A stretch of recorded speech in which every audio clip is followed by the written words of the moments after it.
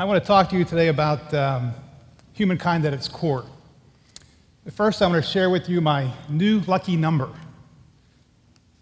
18,191.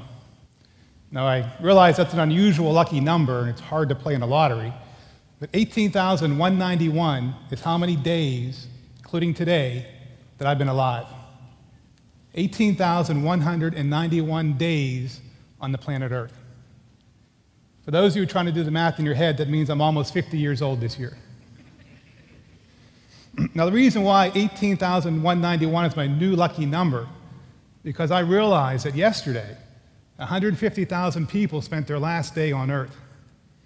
They were not given the gift of today. So I'm not one of those people who believes that you live every day like it was your last, because if I really believed that, I wouldn't be here. I'd be home with my family, my wife, my kids. But I do believe that you make every day count. And for me, that means that every day I give thanks. I do my best. I find an opportunity to give to others.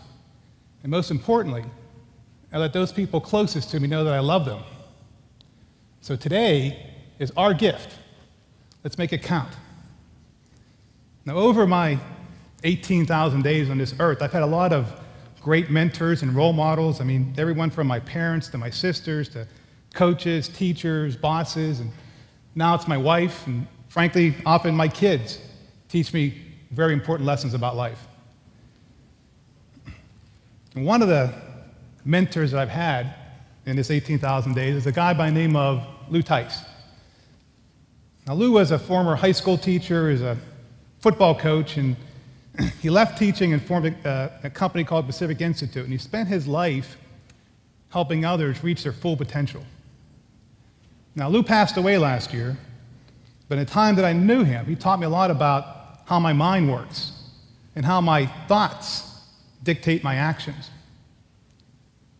But the most important thing that Lou taught me was a concept of HABES: habits, attitudes, beliefs, expectations.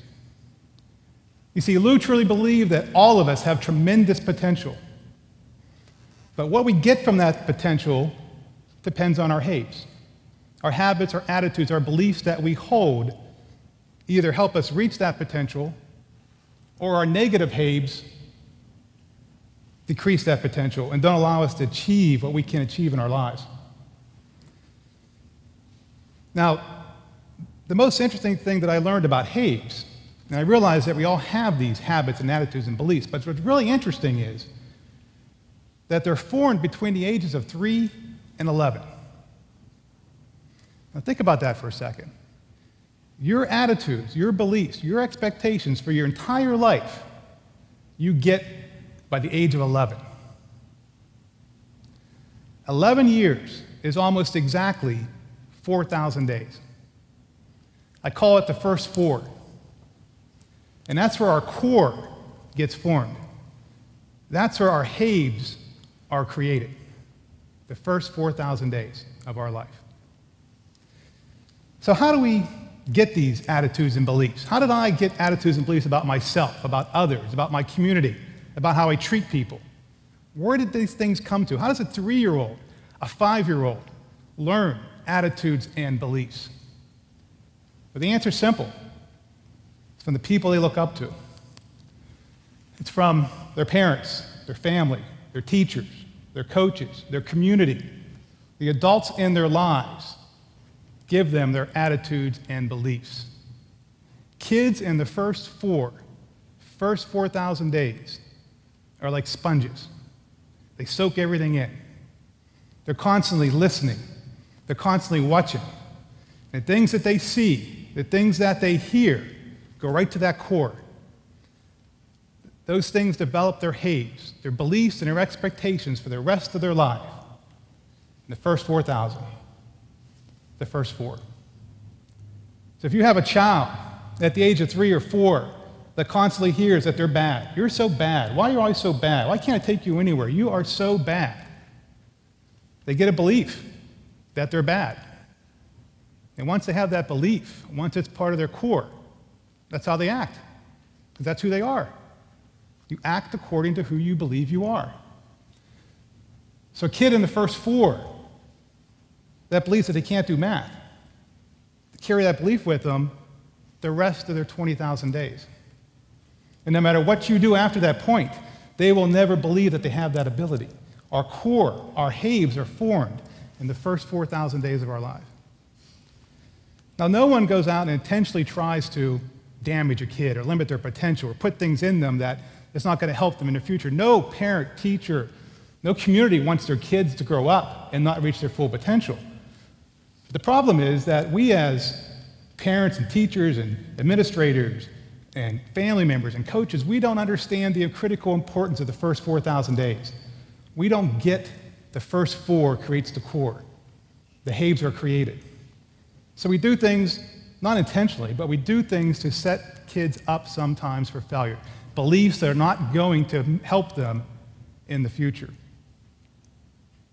Now, this is by far the greatest thing that I learned from Lou. It's also the scariest. As a parent, I have 2 kids in the first 4. I've got 2 kids in the first 4,000 days. The responsibility I feel now around those kids to know that everything I do is creating that core, is creating that belief system. And parenting is hard. It's hard. It's hard in the best of circumstances. It's hard to do well. It's hard to know that your kids are always watching, always listening, that everything that you say and everything you do in front of them is becoming part of who they are, that I have to model the behaviors I want my kids to develop. That's hard. And people who think that parenting is just going through the motions every day and providing the basics of food and shelter is wrong. Your role as a parent, your role as a teacher, as a coach, as a community, is to develop the core, is to develop the haves in the first 4. That's the sweet spot. That's the spot that we have to work on. Because what happens is, once those beliefs are developed, once that core is formed, once someone believes something, that's all they see. See, our core becomes our vision. Once I know things about myself, that's all I see. That's all I allow filtered into my mind. So a kid who believes he's not good at math doesn't get all F's on his math. He gets some A's, he gets some B's, he gets D's, he gets F's, but he remembers the D's and the F's because that matches his belief system. The A's and the B's are forgotten because that doesn't match what he believes he is, what their potential is, what they can do. We only start allowing in those things that match what our belief system is. So it becomes a self-fulfilling prophecy. Over time, we develop tunnel vision. We only see the things that match what we believe, and everything else is ignored.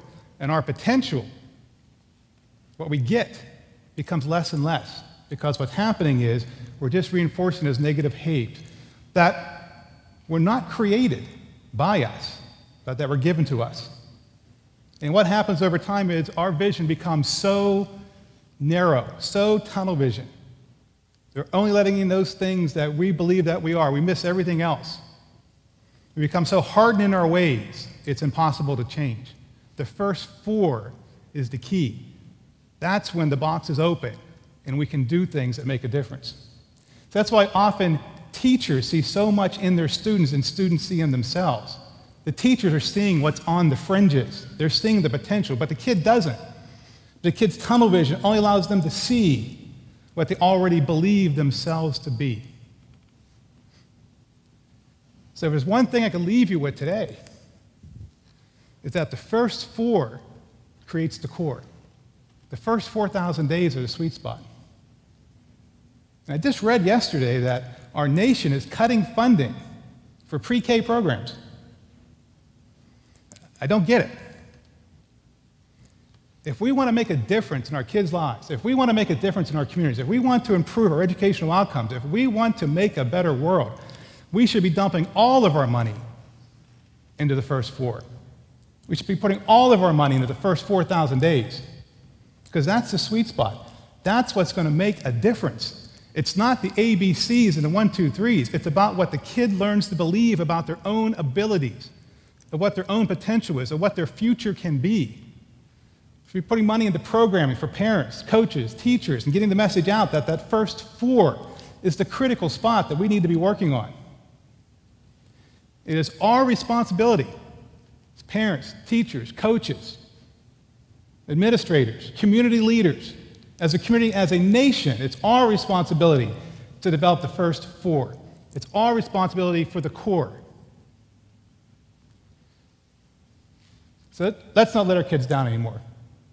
Let's develop the first 4, and let's give them a core that's going to give them success for the rest of their lives. Thank you.